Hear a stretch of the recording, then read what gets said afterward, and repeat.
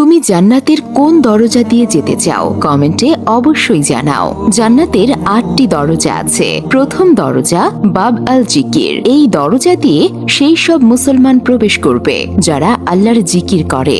দ্বিতীয় দরজা বাব আল ইমান। এই দরজা দিয়ে সেই সব মুসলমান প্রবেশ করবে যাদের আল্লাহর উপর প্রকৃত ইমান আছে। তৃতীয় দরজা বাব আল কাজিমিন। এই দরজা দিয়ে সেই সব মুসলমান প্রবেশ করবে যারা রাগকে নিয়ন্ত্রণ করতে পারে এবং অন্যদের ক্ষমা করে। চতুর্থ দরজা আল হজ। এই দরজা দিয়ে সেই সব মুসলমান প্রবেশ করবে যারা আল্লাহর সন্তুষ্টির জন্য হজ করেছে। পঞ্চম দরজা আল রায়ান। এই দরজা দিয়ে সেই সব মুসলমান প্রবেশ করবে যারা আল্লাহর জন্য রোজা রাখে।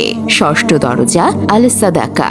এই দরজা দিয়ে সেই সব মুসলমান প্রবেশ করবে যারা আল্লাহ তাআলার সন্তুষ্টির জন্য দান খয়রাত করে। সপ্তম দরজা আল জিহাদ। এই দরজা দিয়ে সেই সব মুসলমান প্রবেশ করবে যারা আল্লাহর রাস্তায় জিহাদ করে। অষ্টম দরজা আল সালাত। এই দরজা দিয়ে সেই সব মুসলমান প্রবেশ করবে যারা নামাজের ব্যাপারে নিয়মিত ছিল।